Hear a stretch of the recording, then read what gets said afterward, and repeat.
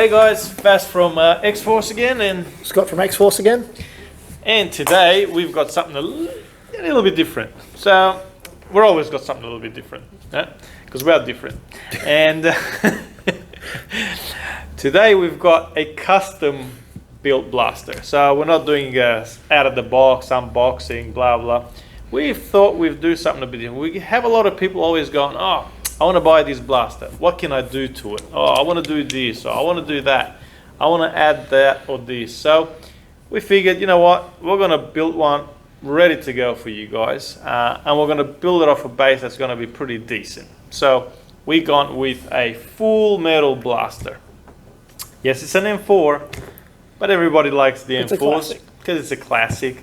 And you can add a lot of stuff to it. Yeah. And we've added some stuff to it. So this is basically the M4X1 Raptor. So I kind of went with the Raptor because it's fast, agile, and it's gonna hunt you down. It is gonna hunt you down.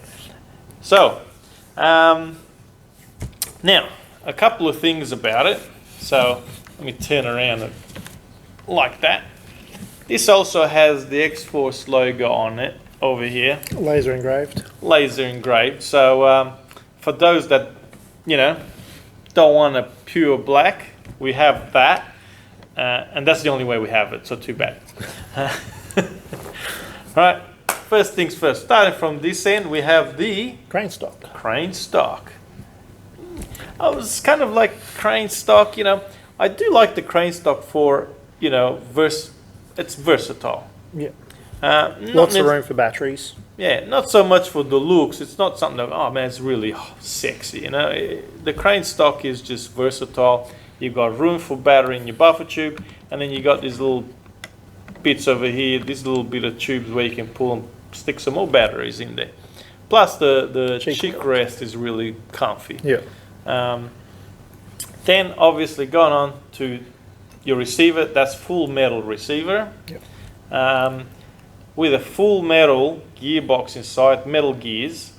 Now, some of the modifications we've made here is airsoft manufacturers like to put delay chips on, what is it, the sector gear. Yep.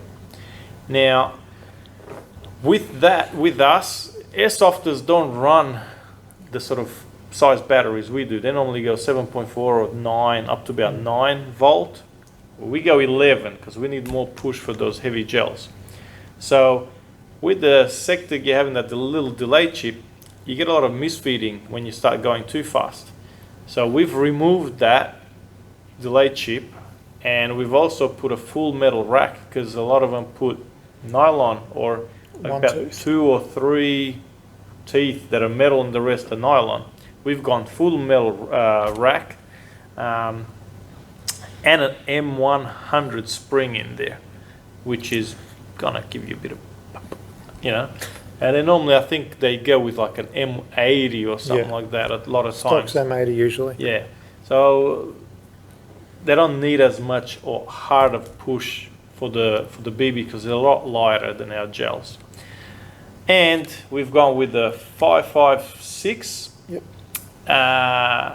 EOTech sight, which basically is all metal, it's got that metal shell, very nice sights, and it's quick release as well. Quick release. Quick release is beautiful.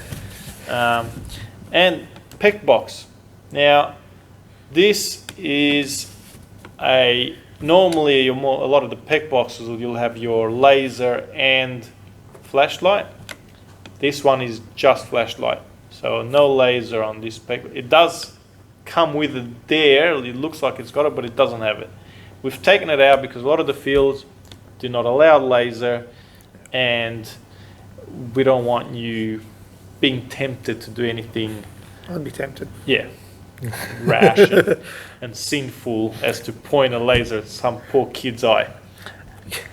You still have strobe on it though, which is cool. I love a strobe effect. Because I'm pretty savage with it, but strobe them before you strobe you. They are really nice, the D-bowls. Back to this end though, it is a metal buffer tube as well and a metal sling mount. So you don't have to worry about adding it like a Troy sling mount. It comes with one already. So Yeah. I find that a benefit. I've got a bad back and shoulder, so lugging it all the time can be a pain. So we'll get a safety debrief. I just sling it and drop it. So Yeah. it makes it a bit more livable for me. Well, it's quite heavy, so you don't want to be holding on to it all day long. Being a full metalist, Sling it. yeah. The same thing. I've got a reasonably heavy. I just drop it a bit on my sling, my hand, give my arms a bit of a rest. Well, the Knight's Armament foregrip does help with that a bit as well. Can take some of the weight. It's a nice long, more of a broomstick style. Yeah, So really nice, comfy grip too. The other thing that I love about this grip is that it's a twist. So you just twist the bottom. You don't even have to get your whatever, and it comes right off. So that's really cool. Easy to put on, easy to take off. You put it on, tighten it up again, just sends a single tooth up through the Picatinny slots just to lock it in place. and it's solid as. So yeah, that's really nice. The other thing is you've got, Touchpad. yep, and so you don't even have to, you can sort of hold on to your grip there and just press Yep. away. You don't have to sit there piss fun around with. Once you've got whatever setting you want here, you just touchpad there, so it's nice and easy. These plates are removable as well, so if you don't want your peg box on the side, I prefer mine up top. So here will actually sit in front of your front iron sight, so I prefer mine sitting nice and clean. Just because if it's on the side, I know I'm pretty clumsy, I'm going to hit it, so I'd run mine here, still keep my touchpad probably 1 or 2 notches in my Picatinny further back. Good thing about the M4s is you can customise them as much as you like. Just make it as fit like a glove, which I reckon's probably one of the best parts about an M4. Yep. So And metal tip, metal outer, inner barrel. I mean, the whole thing literally, except your grip Your and your stock, mag. and your mag, is all metal. Mags on these, I believe, fit Gen 8, Kublai, I believe, and the War Interest mag. So it's quite versatile when it comes to mags. So you don't have to go, oh man, I've got to buy extra mags. No, if you've got a Jingming or whatever, it'll take your mags. If you've got a Gen 8, most people, you can get little Jenny mags anywhere. Perfect upgrade from a Gen 8 from like your kind of beginning blaster to getting a Raptor. At least you go from your plastic to your big boy pants, all metal. Yeah. So inner and outer barrels. Inner and outer barrel as well is metal. So yeah, the other thing that I need to point out, because a lot of these metal gearboxes, I know it happened a lot with the APSs and whatever, when you put a bigger spring in them, a lot of them crack. That one is radiused. Yep. So it comes radiused already, which is a point that I really wanted to make, because a lot of them you'd have to pull out, radius, put them back in, otherwise you'll get, your front will crack. So this one's already done, peace of mind. You could probably go with a bigger spring, but from our test and from, you would have seen online, this thing's already shooting at 350 FPS, around 340 to 350, and we'll do some tests to show you guys again. You really don't want to go too much more. I mean, we've only done it in our shooting range. It's pretty accurate, but on a long range, I'm not sure how that's going to go. You go too high, and I think it's just going to go everywhere. Black labels always help with it, but you can also add a hop up later on anyway.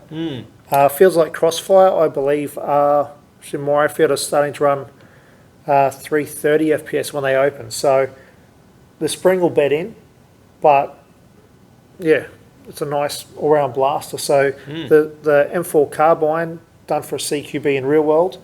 So you can run this as a milsim blaster to a CQB blaster. So it's one that'll do everything. Yeah, it's not. I mean, it's not light, but it's not overly heavy.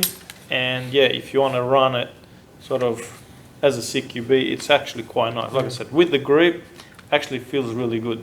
I invite any of you guys to come in and check it out in store. In the meantime, let's go and see how this puppy shoots down at the range. You also get an 11-volt battery while he's gone, speed loader, your B3 charger, and a pack of gels. So while he's gone to turn off the camera, just thought I'd give you that as a heads up.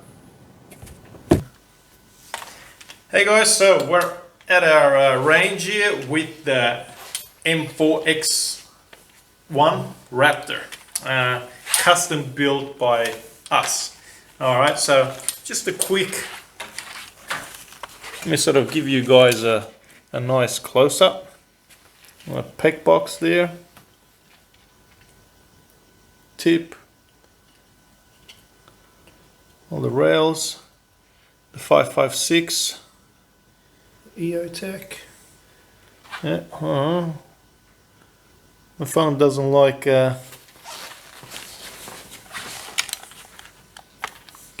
Hold it still. Sometimes you got to adjust it. yeah. Alright, and then this side here, touchpad, our very sexy looking logo. Alright, so I mean it's a fairly sort of standard, nothing flash blaster, but for that operator guy that wants to be very cool, It's your little black dress. yeah, indeed. So let's put some gels. Now before I go, I just want to show you guys. So to get to the battery, you pull the stock up about there, then you pull that lever down like that. That comes out very easy. We're going to run with the battery that it comes with, the Black Label 11.1 volt, and that's with a mini Tamiya plug, which I just love because they're a pain to get in, but there's plenty of space, so that's alright. Pull that down. Alright, and we'll get some gels in there. So we're going to run with the Black Label because we know that they're very good. Nice and consistent. Still classed as an ultra hard, so check your fields before you run them. Some places may say they're too hard. I'm not biased or anything, but they're very good. Alright, so couple of semi, and I was hitting that white spot like straight up a couple of times there. Very accurate. I mean, this is about 7 odd meters. I'm probably back a little bit more, so about 7.5 meters. And I'm hitting that center point like non-stop. So awesome, absolutely awesome. For your CQB fields, that's about as close as you really want to get hit with something. A couple of very quick shots in there. So I want to show you guys the consistency.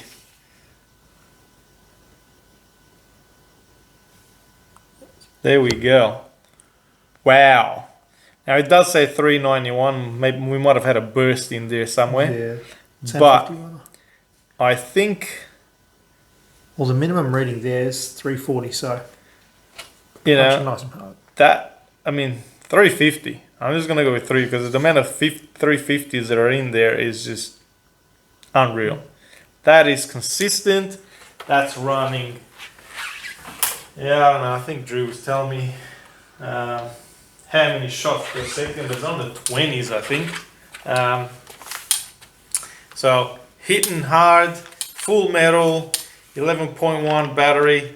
You're getting a B3 balance charger with it, 10,000 gels. You got your nice metal sight, pec box, nice armament, very comfy grip. Yeah, that's, you know, a nice package all in one. You know, it's not the cheapest blaster, but for a custom build at, I think it's around 850, that's actually not too bad.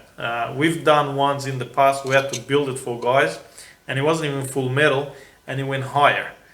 So for something that's hitting so well, and it will, you know, we'll back it up with the warranty necessary for it. So it won't be a 30 days. It'll be more like probably a 90-day plus, even if you can't, unless you're opening it. If you're not opening it, come back with it. But I mean, these things will go on and on if you treat it right. Maintenance is key as well. Don't do anything silly or leave it out in the wet. Anyway, thanks for watching, guys. Hopefully that helps. And above all, stay safe. Stop and think. Stop and think. That's the one. You know, don't go out in the public with it. So if you're gonna go to the field, put it in a bag and drive out. Put it in your boot or whatever, out of sight. Anyway, hopefully you guys stay safe, and I'll see you guys next time with some cool stuff.